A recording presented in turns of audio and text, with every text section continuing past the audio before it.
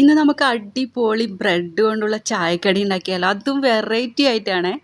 സോസും കൂടി കഴിച്ചാൽ പിന്നെ പറയാനില്ല, അത്രയും നല്ല ടേസ്റ്റാണ്. എന്നാൽ വീഡിയോയിലേക്ക് എടുക്കാം. ഇതിലേക്ക് ഞാൻ എടുത്തതെന്ന് വെച്ചാൽ ഒരു 10 പീസ് ബ്രെഡാണ് എടുത്തത്. നിങ്ങൾക്ക് കുറച്ചാണ് ആക്കുന്നതെങ്കിൽ ഇതിൻ്റെ പകുതി എടുത്താൽ മതി. ഞാൻ കുറച്ച് കൂടുതലാക്കുന്നത് കൊണ്ടാണ്. ബ്രെഡ് നമ്മൾ മിക്സിൻ്റെ ജാറിലിട്ട് അരച്ചാലും കുറച്ചായിട്ട് കാണും, അതുകൊണ്ടാണ്. ഇനി നമുക്കിതുപോലെ ചെറിയ പീസാക്കി നമ്മൾ മിക്സിൻ്റെ ജാറിലോട്ട് ഇട്ട് കൊടുക്കാം. ഇതുപോലെ ചെറിയ ചെറിയ പീസാക്കിയാൽ നമുക്ക് പെട്ടെന്ന് തന്നെ അരിഞ്ഞ് കിട്ടുമല്ലോ.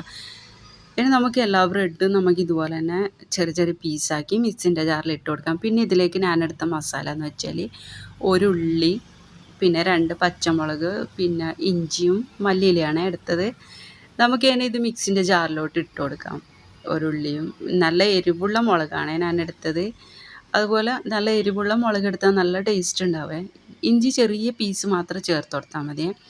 നമുക്കിത് ആ മല്ലിയിലയും കൂടി ചേർത്തതിന് ശേഷം നമുക്ക് ഇനി ഇതിൽ ആവശ്യത്തിന് ഉപ്പ് നമുക്ക് ചേർത്ത് കൊടുക്കാം. കുറച്ച് ഉപ്പിട്ട് കൊടുത്താൽ മതി. ഉപ്പ് വളരെ ശ്രദ്ധിക്കണേ. പിന്നെ അതിന് ശേഷം നമുക്ക് ഒരു അല്പം 3-4 സ്പൂണ് വെള്ളം മാത്രം ഒഴിച്ച് കൊടുത്താൽ മതി. കൂടുതലൊന്നും ഇതിൽ വെള്ളം ചേർക്കാൻ പറ്റില്ല. ഇത് നമുക്ക് ഇനി മിക്സിൻ്റെ ജാറിൽ ഇതുപോലെ അരച്ചെടുത്താൽ മതി. കൂടുതലായിട്ടൊന്നും അരച്ചെടുക്കാൻ പാടില്ലേ. ഇപ്പോൾ ഈ വീഡിയോയിൽ കാണുന്നത് പോലെ മാത്രം അരച്ചെടുത്താൽ മതി. അഥവാ വലിയ ജാറിലാകുന്നില്ലെങ്കിൽ ചെറിയ ജാറിലൊന്ന് ചെറുതായിട്ടൊന്ന് നമുക്ക് അരച്ചെടുത്താൽ മതിയേ. പിന്നെ ഇതിലേക്ക് ഞാൻ ചേർക്കുന്നതെന്ന് വെച്ചാൽ നമ്മൾ ചിക്കന് ഉപ്പും മുളകും മഞ്ഞളൊക്കെ ഇട്ട് ഫ്രൈ ചെയ്തെടുത്ത ചിക്കനാണ്. അത് നമുക്കിതുപോലെ ചെറിയ പീസാക്കി മുറിച്ചതിന് ശേഷം നമുക്കിതിലിടാം. പിന്നെ 1/2 ടീസ്പൂൺ ഗരം മസാല പൗഡറും കൂടി നമുക്ക് ചേർത്ത് കൊടുക്കാം. ഇനി ഇതൊക്കെ കൂടി നമുക്കൊന്ന് മിക്സ് ചെയ്ത് കൊടുക്കാം. ഭയങ്കര ടേസ്റ്റാണ്. ഇതെന്തായാലും നിങ്ങളെന്തായാലും ഒന്ന് ട്രൈ ചെയ്ത് നോക്കണേ.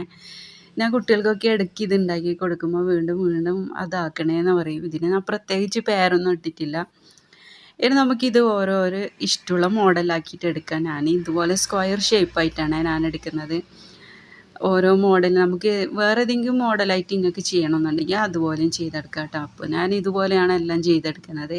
ഇനി നമുക്കെല്ലാം ഇതുപോലെ തന്നെ വേഗം പെട്ടെന്ന് തന്നെ ചെയ്തെടുക്കാം. ഇതുപോലെ ഞങ്ങളെ കുട്ടികളൊക്കെ സ്കൂൾ വിട്ട് വരുമ്പോഴൊക്കെ നമുക്ക് ഇതുപോലെ, അല്ലെങ്കിൽ ഗസ്റ്റ് വരുമ്പോഴൊക്കെ ഒരു വെറൈറ്റി ചായക്കടി നമുക്ക് ഉണ്ടാക്കാമല്ലോ.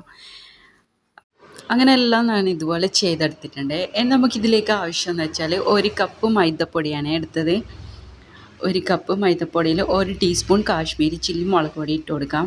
പിന്നെ ആവശ്യത്തിന് ഉപ്പും ചേർത്ത് നമുക്കിത് കുറേശ്ശെ വെള്ളം ഒഴിച്ച് നന്ന ലൂസാത്ത രൂപത്തിൽ നമുക്ക് കലക്കിയെടുക്കാം. നമ്മൾ ഏകദേശം നമ്മൾ പഴംപൊരിക്കൊക്കെ കലക്കിയെടുക്കുന്ന രൂപത്തിലാണ് ഇത് കലക്കിയെടുക്കേണ്ടത്. ഇപ്പോൾ ഈ വീഡിയോയിൽ കാണുന്ന പോലെ നിങ്ങൾക്ക് കലക്കിയെടുക്കാം. എന്തായാലും ഈ വീഡിയോ കണ്ടതിന് ശേഷം നിങ്ങൾ എന്തായാലും ഒന്ന് ട്രൈ ചെയ്ത് നോക്കണേ. ട്രൈ ചെയ്ത് നോക്കിയാൽ ഫീഡ്ബാക്ക് അറിയിക്കാനും മറക്കാൻ പാടില്ലേ. ഇനി നമുക്ക് ഇതിലേക്ക് നമ്മൾ എണ്ണ ചൂടാൻ വെക്കണേ നല്ലോണം. നമുക്ക് ഇതൊക്കെ ചെയ്യുന്ന ടൈം തന്നെ എണ്ണ ചൂടാൻ വേണ്ടിയിട്ട് വെക്കുക. അപ്പോൾ നമുക്ക് പെട്ടെന്ന് തന്നെ ഇത് ചുട്ടെടുക്കാമല്ലോ. ഇപ്പോൾ എൻ്റെ എണ്ണ നല്ലോണം ചൂടായിട്ടുണ്ട്. നല്ല തിളച്ച് വന്നതിന് ശേഷം നമുക്ക് സ്പൂൺ വെച്ചോ കൈ വെച്ചോ ഇതുപോലെ മാവിൽ മുക്കിയതിന് ശേഷം ഓരോന്നോരോന്നായിട്ട് നമുക്ക് ഇട്ട് കൊടുക്കാം. ഇതുപോലെ നല്ല തിളച്ചിട്ട് ഇട്ട് കൊടുത്തു കഴിഞ്ഞാൽ നമുക്ക് പെട്ടെന്ന് തന്നെ ഇത് ഫ്രൈ ആയി കിട്ടും. ഇനി നമുക്കിത് തിരിച്ചിട്ട് കൊടുക്കാം. തിരിച്ചിട്ട് കൊടുത്തതിന് ശേഷം ആയതൊക്കെ നമുക്കിതുപോലെ ഒരു ബ്രൗൺ കളർ, നമ്മൾ ഏകദേശം പഴംപൊരിയൊക്കെ പൊരിക്കുന്ന രൂപത്തിൽ തന്നെയാണ് ആയി കിട്ടേണ്ടത്. അതിനെല്ലാം നമുക്കിതുപോലെ തന്നെ ഫ്രൈ ചെയ്തെടുക്കാം. പുറമേ നല്ല ക്രിസ്പിയും ഉള്ളിൽ നല്ല ഒരു ഇതും ഒന്ന് വേറെ തന്നെ ലെവലാണ്.